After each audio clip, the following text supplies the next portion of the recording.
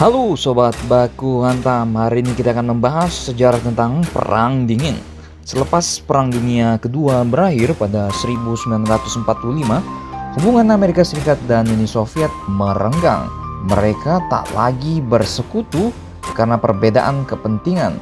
Amerika yang mencoba membangun kembali negara-negara yang hancur akibat perang dengan ideologi dan ekonomi liberal kapitalistik. Sedangkan Uni Soviet berusaha meluaskan pengaruh komunisme ke seluruh dunia.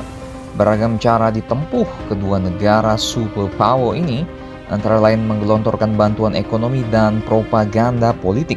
Tujuan mereka jelas, memperoleh kekuatan dari banyak negara untuk mengukuhkan keadikuasaan. Pada saat terjadinya Cold War, telah terjadi ketegangan yang harus melibatkan Blok Timur dan Blok Barat, di mana Blok Timur merupakan daerah kekuasaan Soviet, sementara Blok Barat merupakan kekuasaan dari United States of America.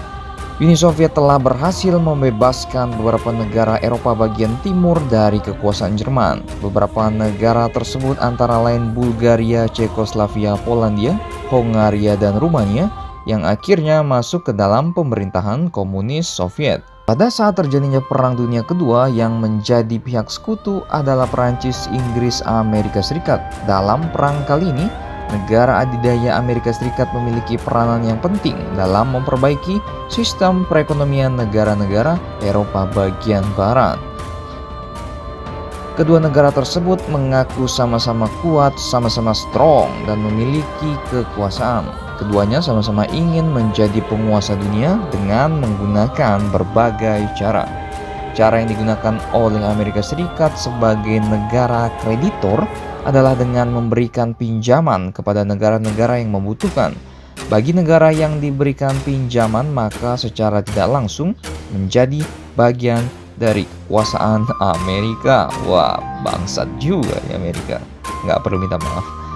Pinjaman tersebut biasanya diberikan kepada negara berkembang yang sedang gencar melakukan pembangunan untuk meningkatkan kesejahteraan rakyatnya. Wah, jadi ingat siapa dulu yang suka minjam ya pada waktu gue kecil. Tidak hanya itu, Amerika Serikat juga berusaha untuk menjauhkan suatu negara dari paham sosial komunis dengan menjadi tempat pemasaran hasil industri. Nah, sedangkan rivalnya negara bapak kalian Stalin memanfaatkan kondisi rakyat yang miskin untuk diajarkan paham sosial komunis. Uni Soviet menarik perhatian dari negara-negara lain dengan cara memberikan bantuan berupa senjata dan juga tenaga ahli. Dengan peralatan yang kuat digunakan oleh para negara-negara yang baru saja untuk bisa mempertahankan kemerdekaannya. Wah, beda taktik nih bos. Dalam rangka untuk memenuhi kepentingan dan mengatasi perbedaan untuk bisa meraih sebuah kekuasaan, negara-negara di bagian Eropa Barat yang dipimpin Amerika telah membentuk sebuah fakta pertahanan yang berada di Atlantik Utara. Fakta pertahanan tersebut diberi nama NATO, yang merupakan kepanjangan dari North Atlantic Treaty Organization. Sedangkan negara-negara Eropa bagian timur yang dipimpin oleh Soviet membentuk sebuah Fakta Warsawa. Perang Dingin ini berlangsung selama 44 tahun, dimulai dari tahun 1947 hingga 1991. Setelah melalui proses yang panjang, akhirnya kedua negara yang saling berkuasa, yakni Amerika Serikat dan Uni Soviet, tak jadi baku hantam. Mereka malah mendeklarasikan untuk mengakhiri Perang Dingin yang selama ini terjadi dan mempengaruhi situasi politik yang sangat-sangat memanas. Konferensi pers pun dilakukan secara bersamaan di kapal layar Soviet Maxim Gorky. Keduanya, baik Amerika Serikat maupun Uni Soviet, akan mengurangi jumlah pasukan persenjataan yang berada di wilayah Eropa.